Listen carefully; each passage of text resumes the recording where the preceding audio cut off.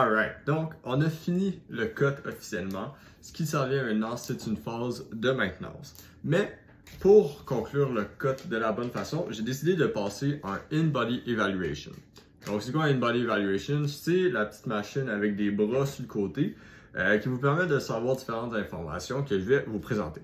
Donc, en premier, mon poids officiel à la fin du cut, 159,4 livres, ce qui signifie que j'ai perdu 5 livres en 8 semaines, ce qui est quand même pas pire. Pour ceux qui ne le savent pas, la marge d'erreur sur ces machines-là, il m'a dit que c'était environ 5%.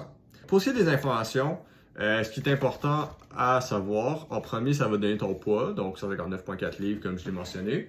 Après ça, on va avoir la masse qui est divisée en trois. Tu as la partie, la masse d'eau dans ton corps, qui doit être supérieure à 50%. Moi, c'est 108 livres, donc sur 159,4. Par la suite, la masse musculaire pure, donc je prends juste la masse musculaire, c'est 40 livres. Ce qui peut paraître pas beaucoup, mais quand tu y penses, c'est 40 livres sur genre 160, fait que c'est quand même 25% du poids de mon corps. Et pour ce qui est de la masse graisseuse, c'est 11,9 livres. Fait que là, après ça, on a la donnée que tout le monde attend. Fait que je vais vous mettre une photo de moi, ok, ou une vidéo. Je vais vous laisser 3 secondes pour deviner ça serait quoi mon pourcentage de masse graisseuse. Vous avez mis votre guess, mettez-le dans les commentaires. Et voici le chiffre. Je suis à 7,5% de masse graisseuse, ce qui est quand même assez faible. Donc ça, je suis vraiment content. Je ne m'attendais pas à ça, mais en tout cas, on est dans les... on est en bas des 10, qui est quand même assez bas, là, vraiment.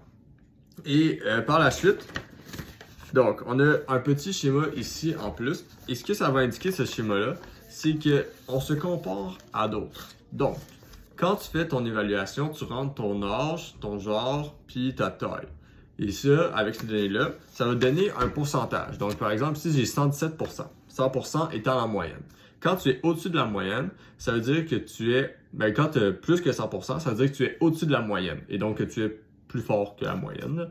Pas pour flex, là, mais elles sont toutes au-dessus de 100%. 117, 115 pour le bras droit. Pourtant, je suis droitier. Donc, il m'a dit que c'était quand même une différence assez notable, 2%. Fait qu'on va peut-être travailler là-dessus. 109 pour les deux jambes, puis 110 pour le tronc. Fait que c'est quand même très bien. Puis ça me donnait mon taux, basal metabolic rate,